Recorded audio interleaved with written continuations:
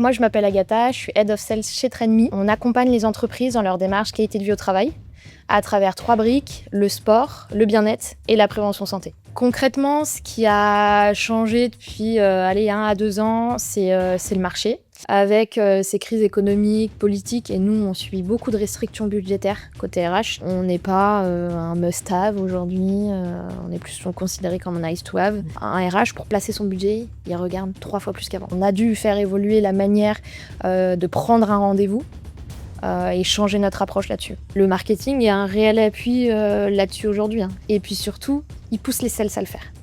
Ils disent « Eh oh, on a mis ça en place, à toi de t'en servir. » Ce que vous devez changer, c'est arrêter de prendre des rendez-vous pour prendre des rendez-vous et être là au bon timing. On vous a vendu un truc simple, que faire de la prospection est égal à prendre des rendez-vous. Sauf qu'aujourd'hui, ça ne marche plus. Tu peux remplir ton agenda et ne rien signer. Et le problème, c'est ni ton script, ni ton commercial. C'est juste que ton prospect n'en a rien à faire. Pas de besoin, pas de timing, pas de budget. Et pourtant, on continue de faire pareil. Plus de calls, plus de volume, plus de pression. Tout ça pour les mêmes résultats. Alors la vraie question, c'est pas est-ce que l'outbound est mort, mais plutôt est-ce qu'on sait prospecter intelligemment. Parce qu'aujourd'hui, on ne prend plus des rendez-vous, on construit des opportunités. Alors avec Agatha Gournay, Head of Sales chez Trendme, on va parler de ce moment où tout change. C'est parti. Agatha, bienvenue sur Book and Talk. Merci Pauline de m'inviter. Je suis ravie de t'avoir aujourd'hui. Moi aussi, ravie d'être là. On va parler d'un sujet encore passionnant autour des sales et de la prospection. Est-ce que tu peux déjà rapidement nous dire qu'est-ce que fait Trendme et surtout toi, qu'est-ce que tu fais chez eux? Yes, carrément. Donc moi, je m'appelle Agatha, je suis Head of Sales chez Trendme. Et Trendme, qu'est-ce qu'on fait? Qui on est? Déjà, on appartient au groupe Decathlon. On a été fondé en 2015 et on accompagne les entreprises dans leur démarche qualité de vie au travail à travers 3 briques, le sport, le bien-être et la prévention santé. Donc en gros, on a différentes solutions. Si demain, Book and Talk veut mettre en place une solution de qualité de vie au travail, par exemple, tu me dis de l'activité physique pour créer de la cohésion entre mes collaborateurs, on va pouvoir te proposer différentes solutions comme des cours collectifs en entreprise, accompagnés de nos intervenants. On a plus de 4000 intervenants sur tout le territoire en France. Et on a plus de 65 activités. Ça peut être du yoga, du pilate, de la boxe, de la nutrition, si tu veux, du sommeil. Voilà, on aborde différentes thématiques. Et après, je vais t'en parler après, mais depuis notamment le Covid, on s'est diversifié sur tout ce qui est bien-être et prévention santé, avec des solutions type échauffement avant prise de poste, des salles de sport de A à Z qu'on déploie dans les entreprises et des solutions type pendant la semaine de la qualité de vie au travail, on anime pas mal d'événements. October Rose, Movember, voilà. On a, on va dire, pas mal de solutions là-dessus. Super. Et du coup, vous faites pas mal de sport chez Trendme? Exactement. T'aimes bien le padel? J'en ai jamais fait, figure-toi. On n'a jamais fait? Non, j'en ai jamais fait. Mais il n'y a pas de terrain dans Paris?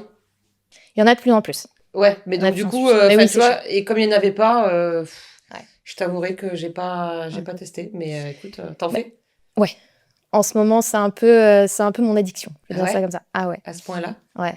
Je viens du tennis. Ouais. Enfin, je fais du tennis. Et là, depuis septembre, je fais plus de tennis. Je fais que du ouais? padel. D'accord. Ouais. Écoute, Et c'est un peu notre truc là en interne.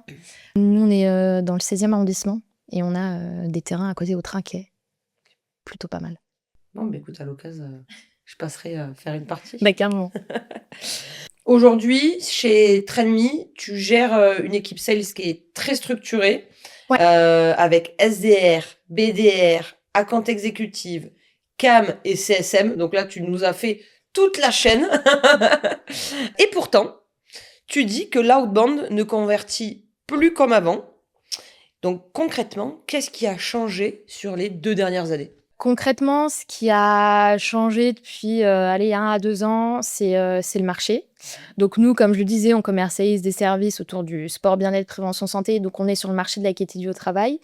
Et nous, spécifiquement, depuis le Covid, on a eu un engouement énorme autour de solutions, autour de la qualité de vie au travail. On a eu aussi l'effet JO en 2024. Et là, nous, les leads tombaient un peu comme ils voulaient. On avait... Tout seul, donc. Ouais. Franchement, ils rentraient tout seuls. Et on avait une équipe sales, donc nos AE, account executive, et nos CAM, qui account manager, qui géraient ces leads entrants. Parce que oui, du coup, juste, donc, qu'est-ce qu'ils font globalement? Donc, le SDR, lui, il prospecte. Alors, nous, chez Trainme, on a l'équipe SDR qui qualifie les leads entrants provenant du marketing. Spécifique là-dessus. Et on a créé un binôme aussi avec le BDR, qui aujourd'hui, le BDR est côté marketing, mais bon, on pilote quand même, on va le voir après, pas mal de choses ensemble avec Olivia, qui est notre directrice marketing. Et le BDR, lui, est en charge de la prospection chez Trainme. Okay. Donc tout ce qui est cold call, etc. Donc ils font quand même un binôme. Et notre SDR, il aide aussi le BDR sur du mapping, scrapping, etc. Okay. Derrière, quand il y a un rendez-vous qui est pris, ça va dans les agendas de nos AE ou de nos CAM, en fonction de la typologie de l'entreprise. Donc une entreprise de plus de 1000 collaborateurs, ça va chez nos CAM. En dessous, c'est nos AE. Et puis derrière, donc AE et CAM gèrent tout le cycle de vente. Ils ont également un portefeuille de clients. Donc, ils doivent renouveler, faire de l'upsell, du cross-sell. Et on a créé un binôme, donc dès qu'ils vendent une solution, ça passe chez les CSM, qui gèrent la mise en production et la satisfaction client. Pour revenir à ta question, on avait effectivement des leads qui rentraient un peu tout seuls. On avait des solutions de mass mailing à l'époque, et ça fonctionnait hyper bien. On cartonnait. Et depuis 1 ou 2 ans, on voit que les leads sont plus froids. Donc, les sales, on a dû changer des méthodes sur eux. Et c'est ça, aujourd'hui, la manière on a dû faire évoluer la manière de prendre un rendez-vous et changer notre approche là-dessus. Et je rejoins Laetitia, que tu as pu accueillir sur un de tes précédents podcasts, qui parlait de vente complexe. Ah, clairement, nous, on est dedans. C'est vraiment, on est à des paniers moyens autour de 5-10 000 euros. Oui, donc ce qui est un panier moyen assez faible. Assez on n'est faible, pas sur un truc... Clairement. Et aujourd'hui, on met beaucoup plus de temps à closer. On a multi-interlocuteurs. Notre cible, c'est les RH. Donc, des personnes qui sont... La cible la plus sollicitée, on va dire. Exactement. Donc, clairement, quand j'ai vu le podcast de Laetitia, c'est exactement nous en ce moment. Et le mass mailing fonctionne toujours ? Non, malheureusement, non. On est d'accord. Franchement, on a eu de très, très beaux résultats. Il y a des experts qui ont confirmé qu'on avait... on tenait un truc. Après, on se disait jusqu'à quand ça va tenir. Quand, ouais. Et à partir de 2024, ça a commencé à diminuer. On a continué l'année dernière. Et voilà, là, on a arrêté. Et on s'est concentré plus sur la partie call. Après, c'est sûr qu'envoyer du mailing en masse avec le même message et juste la variable du prénom qui change, on va dire que c'est saut 2020, tu vois. Ouais. Mais aujourd'hui, tu as de plus en plus de solutions avec l'IA, etc., qui te permettent de continuer à faire du mailing, mais tout en personnalisant. Et c'est plus de la masse copier-coller, on va dire, mais c'est fait un peu plus intelligemment, quoi. Mais on a fait cette transition. Mais on n'a pas les mêmes résultats. Bah oui. Vraiment. Donc, au bout d'un moment... Multicanal, peut-être, LinkedIn. Voilà, on a fait du multicanal, on a une stratégie ABM. Franchement, on a tout testé. Mais derrière, tu payes des outils quand même assez chers. Et pour pas avoir le même nombre de résultats, non, on a changé. On a du coup un peu arrêté cette partie mass mailing, même mail un peu plus personnalisé. On le fait, c'est à la main des sales. Mais là, en ce moment, on l'a un peu plus stimulé. Tu dis un truc très fort. Parfois, le prospect ne se rappelle même plus pourquoi il a pris rendez-vous. Ça dit quoi de la manière dont on fait de la prospe aujourd'hui ? En fait, on a poussé nos SDR, BDR à prendre des rendez-vous en quantité. Et du coup, en face, la qualité diminue. On les a formés sur des prospections un peu avec des techniques un peu push.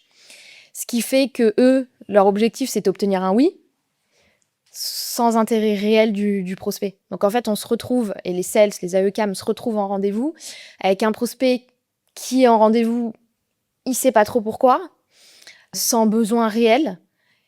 Et là, l'objectif du sales, ça va être de faire une découverte, de voir s'il y a une opportunité business avec lui, et petit à petit d'entretenir une discussion. Et pas de closer tout de suite comme s'il avait de l'inbound entre les mains. Oui. Alors ça, c'est à double tranchant. C'est-à-dire que soit ton sales, il arrive à prendre de la hauteur, il sait se dire que, il y a un rendez-vous qui est là, mais potentiellement, il n'y a pas un besoin vraiment clair et défini, mais c'est l'opportunité d'échanger avec quelqu'un et de voir ce qui pourrait se passer demain. Ouais. Soit tu te positionnes un peu en mode diva, comme peuvent le faire beaucoup de sales, et où... mais comment ça Vous voulez pas signer, vous ne savez pas qui je suis. Vous n'avez pas de besoin? Mais non, mais comment ça Vous n'avez pas votre stylo pour signer là tout de suite maintenant? Ben non, écoute garçon, je sais même pas pourquoi je suis là, tu vois. Ouais. Et ça aussi, je pense que c'est un état d'esprit sur les sales qu'il faut faire évoluer par rapport à l'avant-après, quoi. Ah bah, clairement, on a le mindset de l'équipe qu'on a dû faire évoluer. Donc nous, ça fait un peu plus d'1 an et demi maintenant qu'on a fait évoluer leur métier, Ouais. finalement. Parce qu'on avait des inside sales, hein, clairement. Ils avaient des leads, ils enchaînaient les rendez-vous, derrière ils faisaient leurs propositions. Donc eux, ils savaient closer, quoi. Ouais. Avoir un besoin exprimé, clair, hop, ça c'était Mhm. leur métier, c'est ce qu'ils faisaient toute la journée. C'est là que petit à petit, on s'est dit, attends, le taux de conversion sales diminue, qu'est-ce qui se passe? Qu'est-ce qu'on va regarder? Mhm. Et c'est là que, voilà, avec le market, effectivement, il nous apportait un moment plus de leads, mais moins qualifiés. Ouais. Donc voilà, c'est là que les métiers changent. Et quand tu as des sales qui restent voilà, dans l'équipe, c'est à nous de transformer et de les former aussi à d'autres manières de faire, quoi. Et est-ce que le problème, au fond, c'est vraiment la qualité des leads ou plutôt le fait que le besoin n'est tout simplement pas là, quoi? Non, c'est pas la qualité des leads le problème, c'est que le besoin n'est pas là au bon moment. Enfin, c'est-à-dire que nous, le sales, il arrive, son objectif, ça va plus être de finir le rendez-vous et envoyer une proposition à tout va, mais d'entretenir la discussion. C'est ça le plus important. Donc, tu fais ton R1, ton BDR, il t'a pris ton SDR, BDR, il t'a pris ton rendez-vous. Ton objectif, ça va être de découvrir vraiment ton prospect, qu'est-ce qu'il fait. Donc nous, voilà, s'il a des solutions, qu'est-ce qu'il a déjà, quel niveau de maturité ils en sont en interne, est-ce qu'il y a des budgets alloués pour ça en interne, etc., etc. On va faire cette découverte. Et c'est là que petit à petit, il va aussi parler de nous et positionner à R2, R3 et entretenir des discussions jusqu'à que le lead prenne en maturité, quoi. Et même sur l'inbound, vous sentez que ça devient plus dur ou pas? Ah ouais, non, mais clairement, les leads depuis 1 ou 2 ans sur la partie inbound ont changé. Je te disais tout à l'heure qu'on recevait des leads chauds, intentionnistes. Aujourd'hui, c'est le contraire. Comment tu l'expliques? Enfin, est-ce que du coup, toutes les équipes en France sont équipées de solutions autour du sport et de la QVT ou c'est plus la hype? Non, aujourd'hui, le marché est très tendu avec ces crises économiques, politiques, et nous, on subit beaucoup de restrictions budgétaires côté RH. Malheureusement, le budget de la qualité de vie au travail, ben voilà, c'est un budget qui peut... Le budget prioritaire. C'est ça. On n'est pas un must-have aujourd'hui, on est plus considéré comme un nice-to-have. Mhm. Ce qui fait qu'aujourd'hui, déjà, un RH, pour placer son budget, il regarde 3 fois plus qu'avant. Donc, il va faire tout le tour du marché. Puis, il va pas décider tout seul. Il va monter un groupe de travail, les décisionnaires, N+1, N+2, etc. C'est ça qui fait qu'aujourd'hui, ton lead, peut-être qu'il arrive avant. Et ils prennent, ou avant, ils disaient, OK, j'ai ce budget-là, je vais faire ça, je vais plus vite. Et je prends plus de décisions. Là, c'est énormément regardé. Et avant, donc vous aviez beaucoup de lignes entrants, ça tournait, ça occupait tes équipes. Aujourd'hui, tes équipes, elles doivent aller prospecter. Qu'est-ce que ça change concrètement dans leur quotidien? Ouais. Est-ce que tu as perdu du coup des sales par rapport... est-ce que la belle vie, quand il y avait juste à closer, ça a fait partir des commerciaux? Ou est-ce qu'ils sont restés? Est-ce qu'ils sont du coup plus résilients ou pas? On n'a pas perdu des commerciaux, on a la chance d'avoir une super cohésion d'équipe et de tous s'entraider dans l'équipe. Il y a personne qui se tire dans les pattes. Franchement, on a un objectif commun. Donc c'est ça qui fait que, aujourd'hui, les sales sont restés et on les a accompagnés.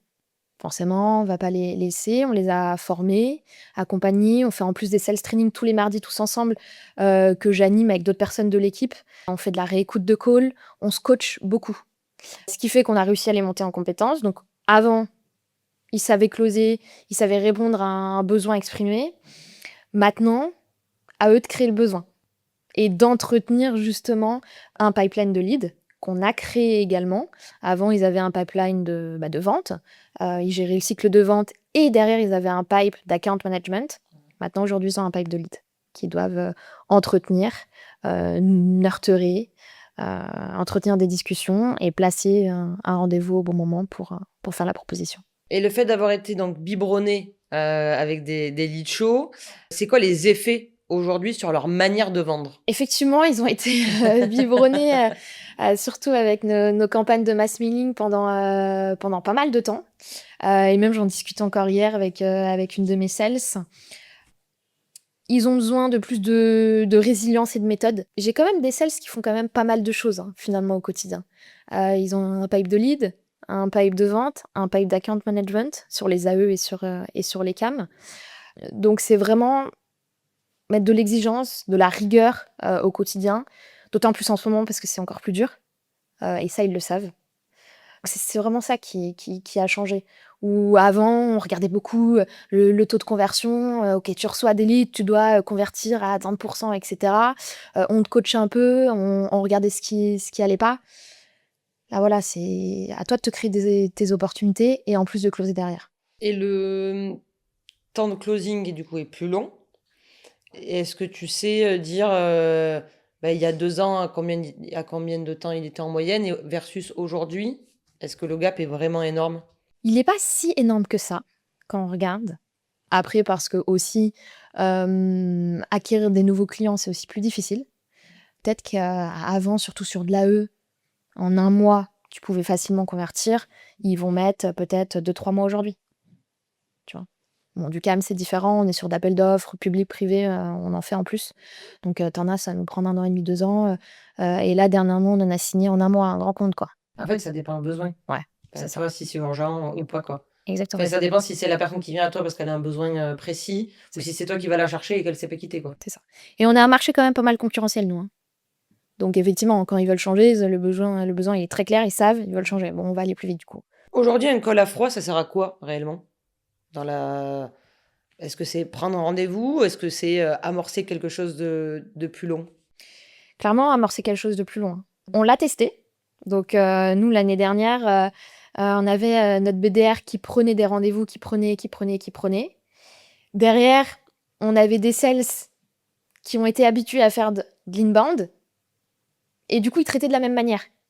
Et c'est là qu'on s'est rendu compte, non, là, il faut créer le besoin. Ils disaient, oui, mais c'est pas la même qualité du lead. Oui, effectivement, on n'est pas sur la même qualité du lead. Donc, on va devoir apprendre et gérer à réaliser et faire des rendez-vous autrement. Donc ouais, c'est vraiment... je crée le besoin sur le moment. Je vois s'il y a de l'opportunité business. C'est OK de disqualifier le lead si derrière, je vais rien en faire. Derrière, si on voit, on va le placer en relance, on va voir s'il y a des intents, des signaux d'achat, entretenir des discussions et petit à petit avancer avec lui. Et ça peut prendre, on le voit. Hein. Il y en a, on discute avec eux depuis plus d'1 an. Là, ça commence. On va dire qu'il est de plus en plus chaud, ce lead. Et ça prend du temps. Tout à l'heure, quand on disait que des fois, le prospect, il se souvenait plus qu'il avait pris le rendez-vous, etc., etc. En fait, ça veut dire que aujourd'hui, hier, en tout cas, il y a 2 ans, c'est les personnes qui faisaient l'effort de prendre un rendez-vous parce qu'ils avaient un besoin. Donc, en gros, le sales, il était là en mode voilà ce qu'on fait concrètement. Quelle formule vous voulez, si on grossit le trait. Aujourd'hui, tu peux avoir quelqu'un qui a accepté un rendez-vous parce que ton BDR ou ton SDR ils peuvent être très bons.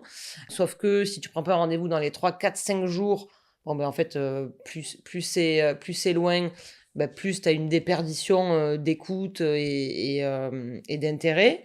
Donc, ça veut dire qu'aujourd'hui, soit la personne ne se souvient plus pourquoi elle était là, Ouais. mais c'est déjà bien qu'elle soit là, j'ai envie de te dire. parce que faut toujours faire quelque chose. Hein. Là, tu vois, elle est quand même là. Je sais pas pourquoi je suis là, mais j'y suis. Et donc, du coup, tes sales, donc tes AE et tes CAM, là, ils sont dans une autre posture qui est de dire, OK, qu'est-ce que vous faites? Comment vous le faites? En fait, ils sont obligés d'aller creuser un petit peu plus. En fait, ils sont juste obligés de s'intéresser à la personne qu'ils ont en face. Ils sont pas juste là pour vendre. Ils sont vraiment là pour créer une relation et voir s'il y a un besoin. Est-ce que c'est pertinent de le laisser dans son pipe, de le relancer dans 3 mois, dans 6 mois, dans 1 an, etc. quoi. C'est ça. C'est qualifier en profondeur. Vraiment. Tout connaître. Et bien préparer le rendez-vous. Ça, c'est hyper important. Maintenant, on peut avoir accès à tellement d'informations que tu arrives sur ton rendez-vous, voilà, tu as une longueur d'avance. Donc, est-ce que tu es d'accord avec cette idée qui est de dire qu'un bon adband aujourd'hui, c'est du nurturing déguisé?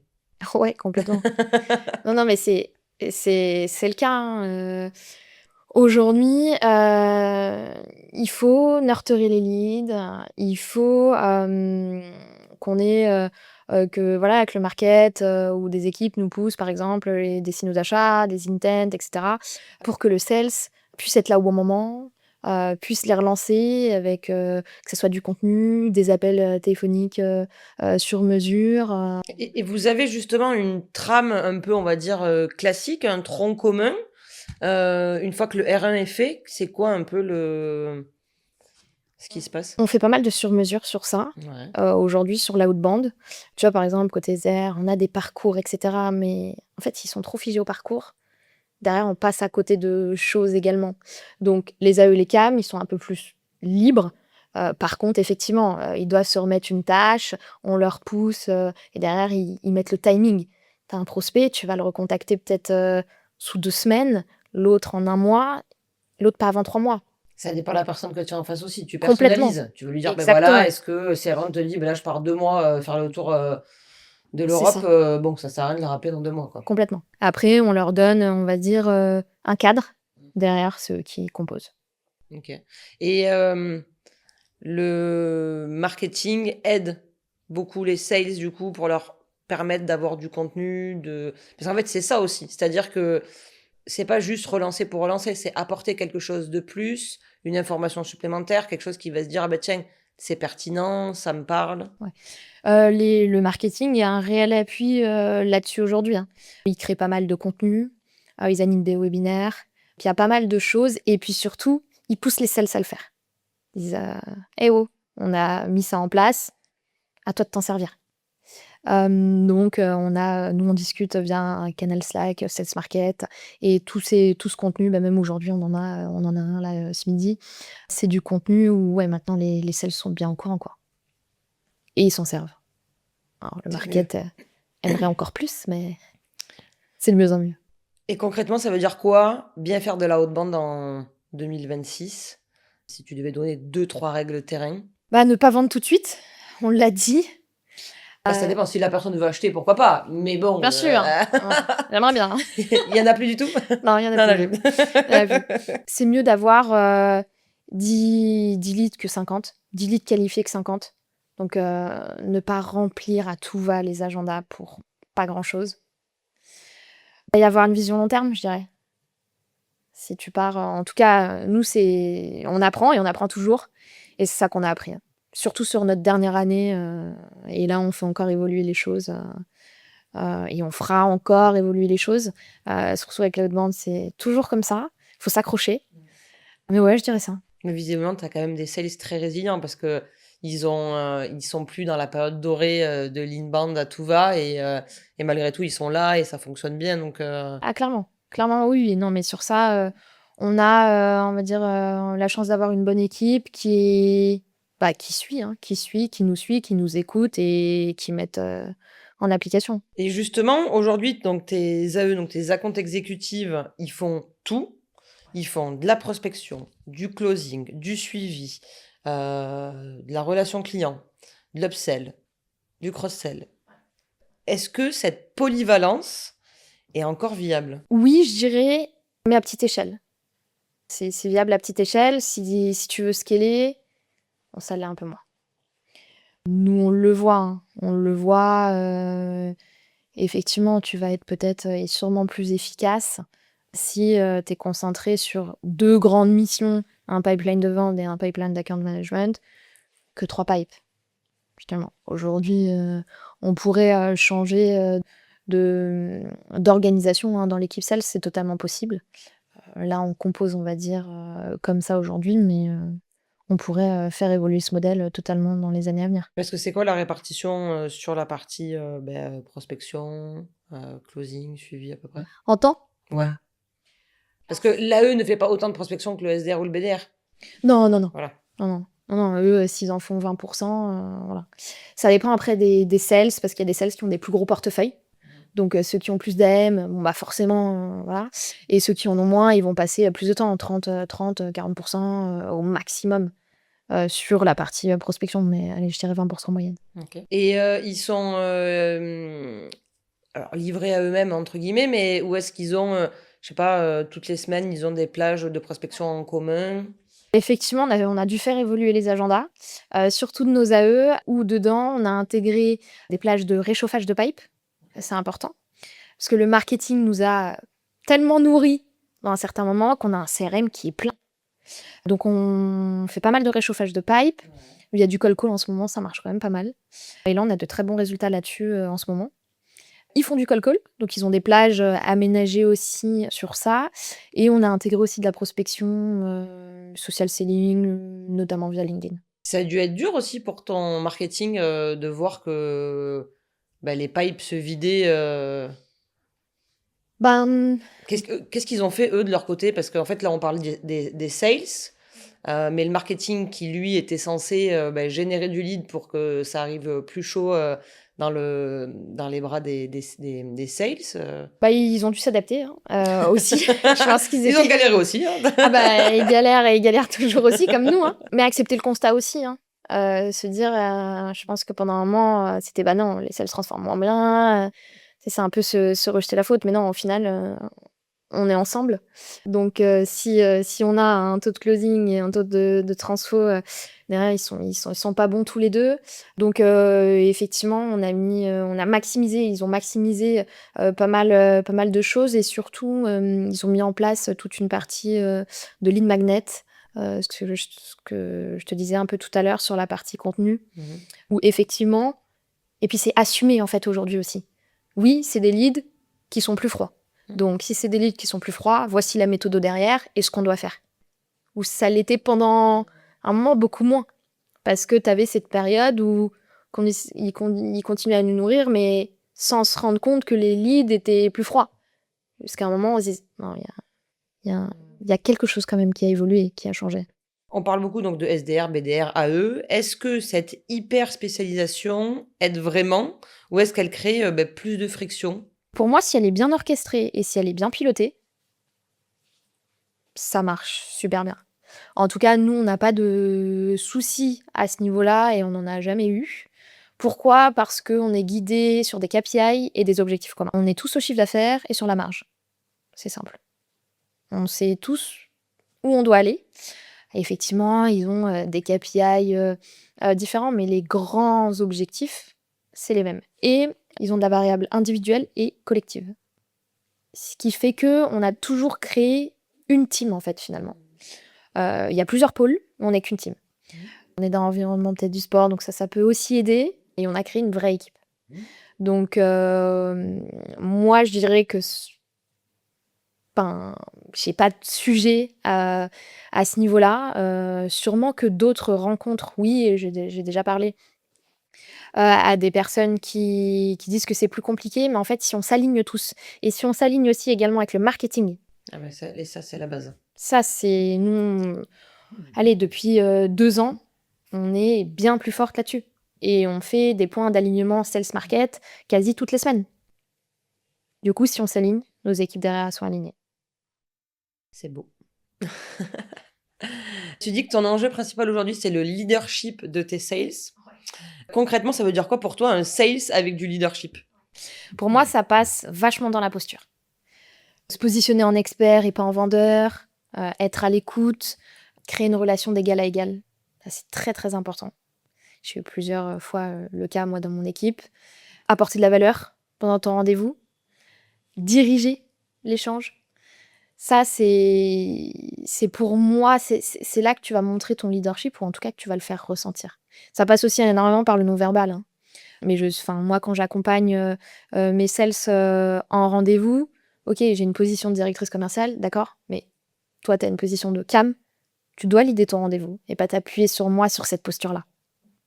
Ça qui est très important. Si moi, je suis pas là, tu dois mener de front ce rendez-vous et c'est toi qui lead. Moi, je suis en soutien. Et ça, comment tu le travailles au quotidien? Comment tu leur inculques ça? Comment tu leur apprends?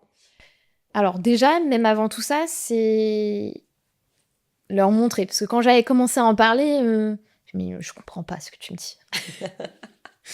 Déjà, qu'est-ce que la posture? Donc, c'est via du coaching. Bah, notamment une personne dans mon équipe où au début, elle me disait: «Mais non, non, je comprends pas ce que tu me dis». Donc là, je me suis dit: «OK, il va falloir que je lui passe le bon message et surtout que je sois hyper factuelle et que je lui montre à des moments, Du concret, quoi. du concret». Et depuis, ben, franchement, elle a vachement évolué. Elle évolue, c'est quelque chose qui est difficile à travailler. Elle évolue de plus en plus. Du coup, je l'ai formée à ça. Je lui dis: «Qu'est-ce que la posture? Comment faire?» Par exemple, je te donne un exemple. Elle s'excusait beaucoup en rendez-vous. Exemple, quelqu'un qui dit: «Ah mais vous avez pas mis ça. Ah pardon!» Mais un peu des effets de Ouais. langage aussi. Mais là, tu t'excuses trop en fait dans ton rendez-vous. Un peu too much, quoi. C'est ça. Donc ça joue énormément. Surtout sur les cams, je dirais. Quand tu es en soutenance d'appel d'offres, et autres. Et du coup, à l'inverse, c'est quoi les comportements qui te frustrent le plus aujourd'hui dans tes équipes? Je pense qu'ils le savent, c'est le manque d'exigence. Vraiment. Quand je vois des pipes, mal suivis, des transactions, nous on est sur HubSpot, des transactions, pas relancées au mauvais moment, ça m'énerve ça, vraiment. Surtout en ce moment parce que les leads Ben sont ouais, rares, c'est ça. donc d'autant plus aujourd'hui. Ça va nous amener justement à la partie suivante sur comment structurer, outiller et piloter tout ça avec les process et la data. Vous êtes sur HubSpot et vous avez beaucoup bossé sur votre CRM et vos process sales et marketing. Qu'est-ce que ça a vraiment changé dans votre pilotage cet avant-après JO, on va dire? Effectivement, ça change, beaucoup de choses. On a un CRM aujourd'hui beaucoup plus clean et on a beaucoup rigolé avec, notre data analyst et notre directrice marketing puisque pendant un moment, c'était, le bazar complet. Je pense qu'on n'est pas les seuls. Ouais, Heu, ça c'est plutôt commun. c'est ça. Mais on a travaillé dessus. On a travaillé dessus et du coup, on a, toutes les semaines, des points, donc des points d'alignement, encore et toujours et on a créé, bah, des projets communs et on s'est fait une Ok. roadmap CRM. Obligé, au vu où on en était, on avait quand même pas mal de choses à rattraper. Maintenant, le CRM, est beaucoup mieux. Ça passe par des propriétés, des champs communs dans le CRM. C'est pas moi, sales, j'ai besoin de ça. Market, il y a besoin de ça. Chacun a ses trucs et on lit pas la même donnée.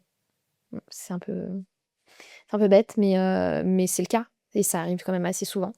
Donc, des propriétés communes.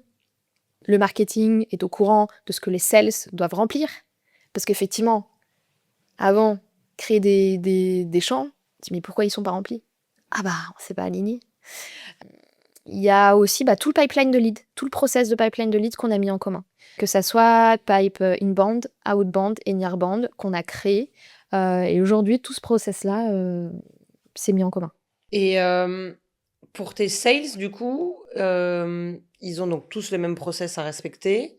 Il y a des champs qui, j'imagine, tu as pu les mettre en obligatoire, comme ça au moins tu es tranquille, tu sais qu'ils vont le remplir. Est-ce que tu travailles aussi avec l'IA pour automatiser le clean, le fait de mettre à jour? Tu peux savoir aujourd'hui avec l'IA que si cette boîte-là, avec son SIRET, tu peux savoir si c'est fermé ou pas. On débute, Ouais. mais effectivement, on l'a mis en place.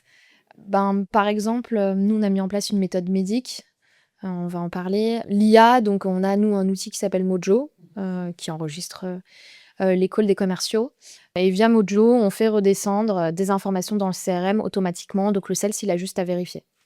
Ce qui permet que ça aille, enfin, Ouais, que le sales plus vite. gagne du temps. C'est On le pré-mâché. concentre, ouais, on le concentre. L'objectif, de toute façon, c'est que le sales soit concentré à vendre et on gagne, en fiabilité de la donnée aussi, hein.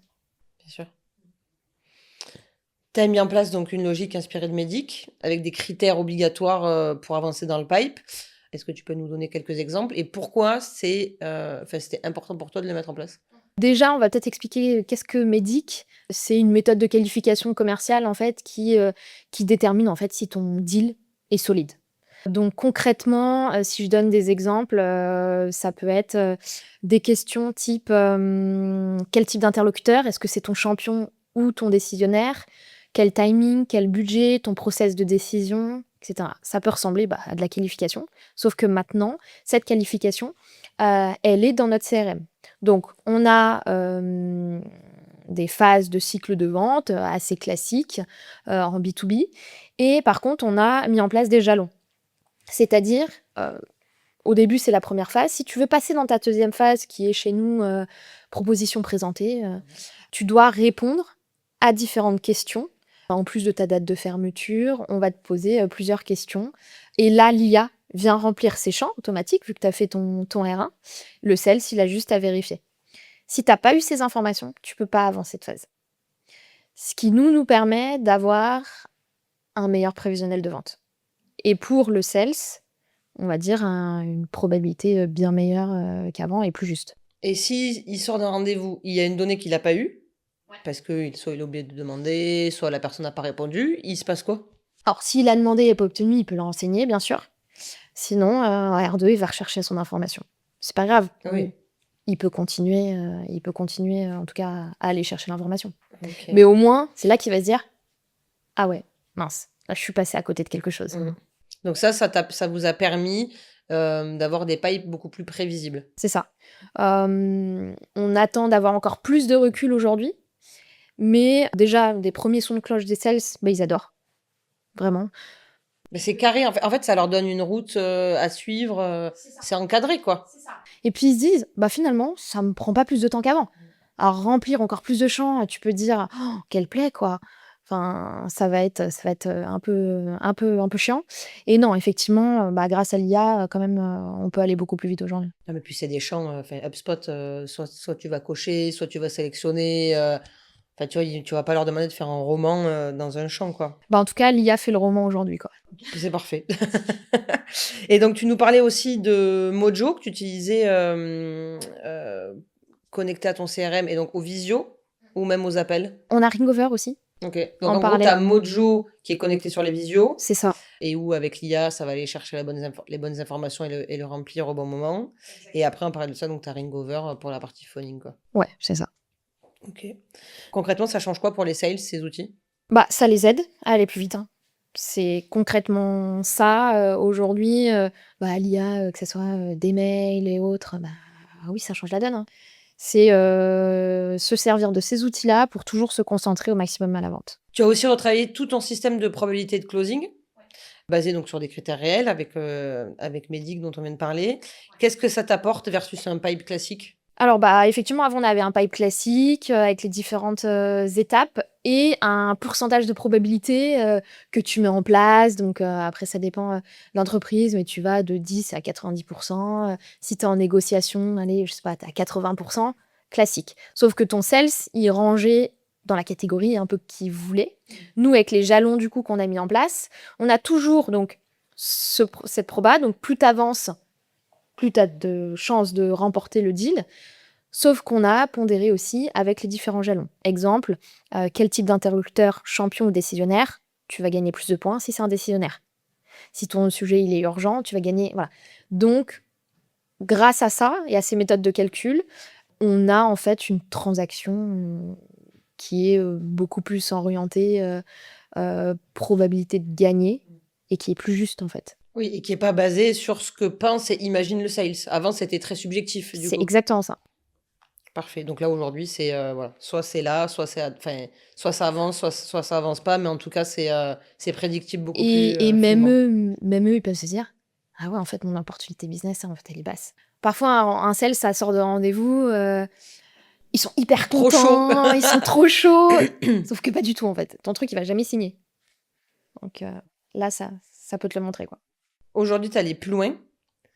Tu as mis des règles très strictes dans ton CRM jusqu'à mettre des malus. Je répète, jusqu'à mettre des malus si les infos ne sont pas remplies. Pourquoi tu es allé jusque-là et alors, je trouve ça très bien que tu aies pris l'initiative de le faire. Je trouve ça plus bête et dommage que le sales le fasse pas par lui-même parce que en fait il se tire une balle dans le pied, mais ça m'a fait beaucoup rire quand on a préparé cet épisode. Donc voilà, dis-nous tout sur ces règles très strictes et surtout ces malus que Agatha met à ses sales. Alors déjà je l'ai fait parce que j'en avais marre de faire la police. Franchement c'est trop chiant, et puis même pour eux, franchement j'étais chiante. Donc non franchement J'en avais marre que ça soit quelqu'un du market qui m'envoie ça, pourquoi ci, pourquoi ça. J'avais le choix, soit du bonus, soit du malus. Du bonus, enfin, te récompenser pour faire ton taf. C'est violent quand même. C'est bien, mais il y a beaucoup de boîtes qui le font. Hein. Il y en a beaucoup, mais non. Moi, je récompense pour que tu fasses... Enfin, Plus que ce pourquoi tu es déjà là, quoi. c'est ça. Donc, en creusant ce sujet-là, je me suis dit, mais tiens, on va mettre en place un tableau de monitoring sur chacun des sales. Donc, ils ont des tableaux qui leur disent, attention, t'as pas cleané ça, ou t'as oublié, ou juste pour te rappeler. On peut pas se souvenir de tout. Donc, au moins, t'as les tableaux qui te disent, ok, t'as oublié de faire ci, ça, ça, ça. Et on est allé l'alimenter avec un taux de conformité. Ton taux de conformité, qu'est-ce que ça veut dire? Donc, nous, on est sur HubSpot, donc on a pris différents critères à la transaction, au contact, à l'entreprise. Donc, par exemple, ton secteur d'activité, il n'est pas rempli. Ton intitulé de poste, il n'est pas rempli. Ton adresse, enfin, voilà, des champs. Tu prends les champs que tu souhaites et du coup, tu crées un taux. 1 rempli, 0 pas rempli. Ça te crée un taux et effectivement, j'ai mis en place un malus. Donc, si ton taux de conformité est supérieur à 95%, tu n'as pas de malus sur nos primes. Elles sont mensuelles. Donc, à chaque fin de mois, donc tu as tout le mois entier pour cleaner, on va dire, ton pipe. Si à la fin du mois, tu es au-dessus de 95, tu n'as pas de malus. Pour l'instant, c'est jamais arrivé. La veille, ils sont là sur le CRM, la goutte au front, quoi. Ah, clairement. Ah ouais. Et ça te plaît? Bah écoute, en tout cas, ça marche. En tout cas, ça marche. Les champs sont remplis aujourd'hui. Et tu fais plus la police? Parce qu'en fait, ça veut dire que comme ils ont des tableaux récap qui leur fait remonter les informations manquantes, ben en fait, ils ont juste à checker qu'ils sont... Ils regardent leur taux. Un bon taux, ok, c'est bon. Mauvais taux, tu dis, ok, bon, bah, je vais regarder. Franchement, c'est très simple. Ok. Et ça fait combien de temps ça que vous l'avez mis en place? Officiellement, depuis début janvier. Ouais. On l'avait depuis novembre-décembre, on va dire, qui s'amusait. Mais officiellement, là, sur nouveau plan de variable 2026. Ok, donc ça a fait... Donc là, on est en avril 2026, donc ça fait plus de 4 mois là qu'il l'utilise et il n'y a pas eu de malus. Non. Bon, bah finalement, c'était une très bonne décision. Bah écoute, ouais, je pense que, enfin moi pour l'instant, et puis les managers aussi dans le pôle, notamment le team leader à eux, on est bien contents, quoi. Super. Et puis le marketing aussi, comme ça, Ah bah, est ravi. c'est ça. Au début, comment elles ont réagi, les équipes? Elles ont rigolé. Ah ouais? Ouais. Carrément. Elles ont rigolé. J'ai dit, mais qu'est-ce que tu vas nous sortir encore? Et en fait, au début, il n'y avait pas de malus. Je t'ai dit, je l'ai sorti en novembre-décembre. Je n'avais rien dit, je leur avais mis entre les mains. Tout seul, ils essayaient tous d'atteindre 100%. Donc c'était un peu un jeu pour eux. T'as gamifié le truc, en fait. Ouais. C'était un peu un jeu. En plus, moi, ils sont quand même très joueurs. Un peu, voilà, la partie sport, tout ça, ils adorent. Après, effectivement, il faut y dédier du temps. Donc, se dire, oh là, je dois y dédier maintenant, m'organiser, me dire, je vais le faire à chaque fin de mois, j'y consacre un temps. Mais je pense, elles ont compris pourquoi on l'a fait. Moi, à chaque fois que je leur dis, ok, ce champ, il est important, j'essaie d'y mettre du sens. Pourquoi il est important? Et ça, elles ont compris. Elles ont compris pourquoi ce champ-là, ça, à quoi ça sert. Et finalement, à la fin, c'est pour eux. Donc non, j'ai pas eu de révolution ou quoi. J'ai eu plutôt du jeu et ça se passe franchement plutôt bien aujourd'hui. Magnifique. Si on prend du recul sur tout ça, donc Médic, scoring, IA, CRM, règles, malus, c'est quoi aujourd'hui le vrai levier qui a fait progresser ton équipe? Bah, je dirais c'est pas les outils. On a parlé beaucoup d'outils, mais je pense que c'est pas ça. Ça aide, clairement. Mais c'est l'exigence, la rigueur et surtout une bonne qualification. Enfin, c'est ton métier de base. Hein. Le reste, ça t'aide. Mais si tu loupes ta qualification, tu peux avoir la meilleure IA, ton meilleur CRM, on passera à côté de toute façon. Oui, puis si tu prends pas ton téléphone pour faire tes relances, pareil, il va pas se passer grand-chose. C'est exactement ça. Mais bon, peut-être quand tu auras une IA l'année prochaine qui fait les Peut-être. relances, hein, au moins tu diras, bon, ben parfait. C'est ça, ce sera une IA Pauline. C'est ça, exactement. Et est-ce que tu penses dans l'avenir qu'on va revenir à des sales plus complets ou au contraire encore plus spécialisés? Un peu des deux, je pense. Enfin, je dis, c'est viable à petite échelle, mais dès que tu veux scaler, effectivement, tu vas être dans de la spécialisation. Une entreprise avec, je sais pas, une start-up avec une vingtaine de personnes, tu peux avoir, alors, pas le sales hyper complet qui va jusqu'à la facturation et autres, faut pas abuser non plus. Je pense que ça, on n'y reviendra plus. Mais un AE, un CAM qui fait, comme Trainme finalement, comme chez nous, de la prospection, de la vente et de l'élevage de portefeuille, c'est toujours possible. Effectivement, il faut que ça soit bien orchestré et faut que les objectifs soient clairs et bien définis. Si tu mets beaucoup plus de variables sur de la vente, lié à du new business, il va pas se concentrer sur de la M, etc. Donc, si c'est bien fait, c'est complètement possible. Et d'après toi, est-ce qu'un sales qui fait du full cycle est meilleur en prospection que quelqu'un qui ne fait que ça? La personne qui fait que de la prospection sera meilleure. Plus d'expérience. Alors, peut-être qu'elle va s'user plus vite. Je dis pas. Mais c'est ton expertise. Donc, normalement, si tu fais que ça, plus fort. Nous, on le voit avec notre BDR.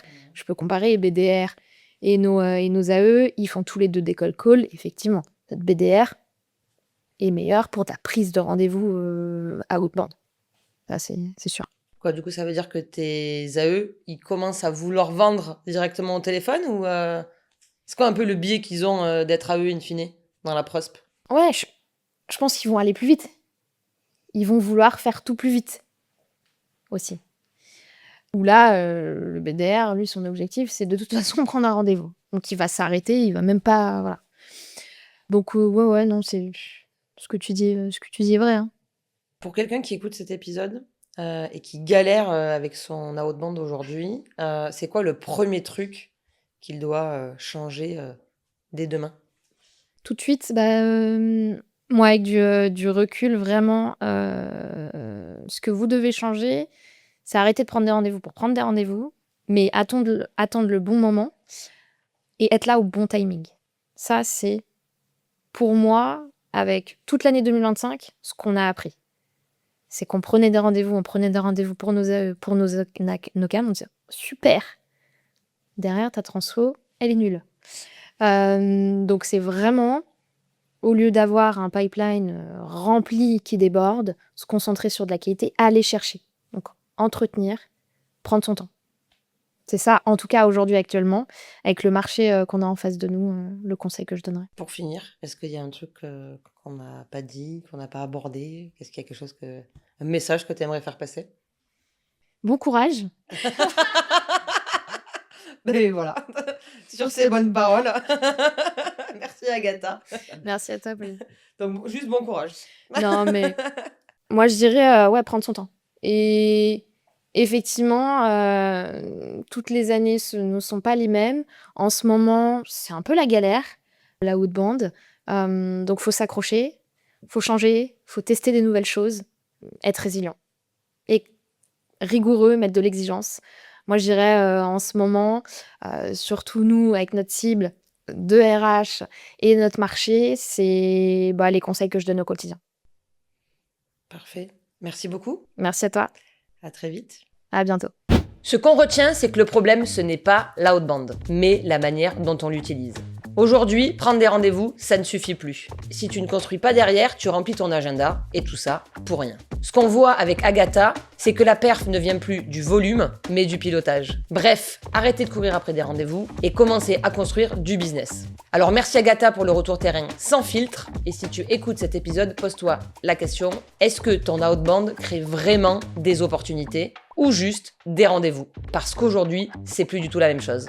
Et voilà, c'était Book and Talk. Maintenant, si tu veux aller plus loin dans ton business, forme tes commerciaux à la prospection avec Boucan Academy ou confie ton développement à Boucan Factory. Et si t'aimes le concret, le vrai et un peu de bruit dans ton feed, retrouve-moi sur LinkedIn, TikTok, YouTube et sur toutes les plateformes de podcast. Et bien sûr, abonne-toi!